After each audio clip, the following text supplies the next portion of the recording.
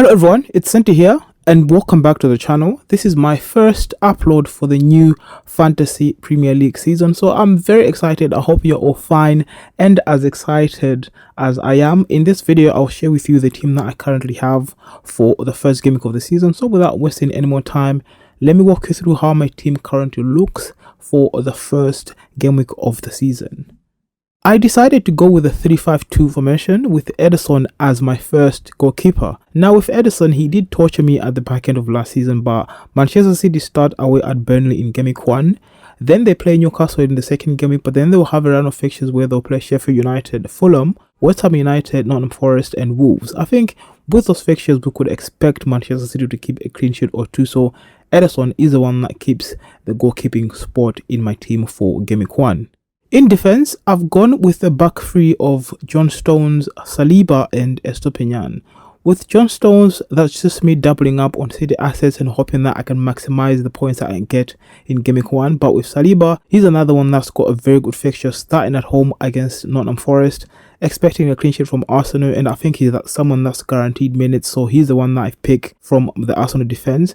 With Estupiñán, I think he's a standard pick. He should be owned by so many managers come the deadline for game week 1 because he's such a very good asset. He goes up and down the pitch trying to create a few chances here and there, so he's someone that we could expect some good results because of the fixtures that Brighton start with in the first games of the season. So that's a back three of John Stones, Saliba and Estupiñán.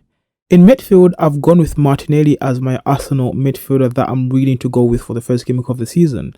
With the numbers that he put up for me in the previous season, it was a no-brainer for me to have him in my team. Even though he's gone up in price massively, I expect Martinelli to play well and still give me some good results. But I think you could still make a case for Saka because there's only a 0.5 difference, so maybe because of minutes, Saka could be the one that we could go for. But I currently have Martinelli, but depending on how the team news go, if I hear anything, Saka I think is someone else that I could be looking at as another Arsenal asset that I will have in my team come the deadline for game week 1. I also do have Maddison in my team as my Spurs midfielder, only at 7.5 million. Now with Maddison, I think it's a pick that depends on whether Harry Kane stays at Spurs or not. I think Maddison could benefit from playing behind the likes of Son and Harry Kane because he's someone that's always got a pass in him and he can create a few chances here and there. He's probably on set pieces as well, so I've only picked him right now. Even though there's rumors that Harry Kane might actually leave Spurs,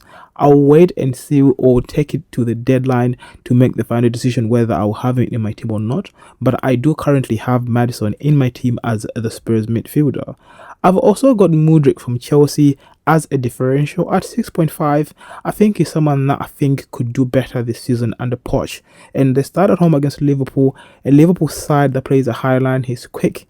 That's someone that could benefit from the fixture that they have in the first game week of the season. So Mudryk is someone that I have in my team as a differential. Obviously, I'll wait to see how he performs before I make any further decisions on whether he stays in the team or not. I do have Mitoma just based on how he performed for me in the previous season. Obviously, other managers are doubting the minutes, but in my case, I don't think just the coming in of other new players diminishes the chances of him playing the maximum minutes in that Brighton side. So Mitoma stays in the team.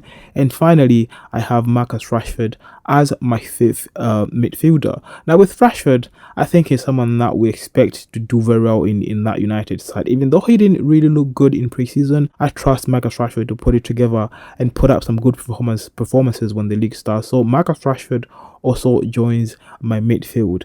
And finally, up front, I've gone with Holland and Darwin Núñez. Now with Holland, I think it's a no-brainer. Most managers will own him come the deadline for game week 1, so I think that's an easy decision to make. Even though he's on a very high price, I think not owning him for the first game week of the season playing away at Burnley is just a risk that I'm not willing to take. But with Núñez, I've just got him as a placeholder. I think Liverpool have got too many options up front. At this point, we're not really sure who's going to start and who's not, but with how he performed in preseason, I think there's someone that's always got some high XG that if he converted all the chances that he gets, he could actually be at the back end of so many points. So he's the one that I currently have in my team, but depending on the team news and who I think will start or will be will be in the starting lineup consistently for Liverpool, I will make the decision down the line. But I currently have Nunez in my team, and on my bench, I've got Steele from Brighton as my second goalkeeper, Lico Henry from Brentford as my other 4.5 million defender, Ben Chilwell on my bench, who starts at home against Liverpool. I think I've got him in my team for the future fixtures that Chelsea have.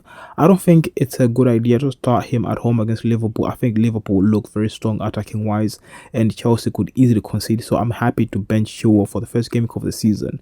Now, finally, I have Adebayo from Luton as my fourth sub. He's at 5 million. I don't think it's a wise decision for me to have a player that will not really play it. I just want to have a few players that I can change here and there depending on the fixtures that they currently have in each and every game. So this is how my team currently looks for the first game of season. Let me know what you think about the team and what changes you could make ahead of the first game for me. Other than that, this is closer to the team that I should have come the deadline for GAMEWEEK 1. And that's it from me in this video. If you find the video helpful in any way and you're new to the channel, don't forget to subscribe.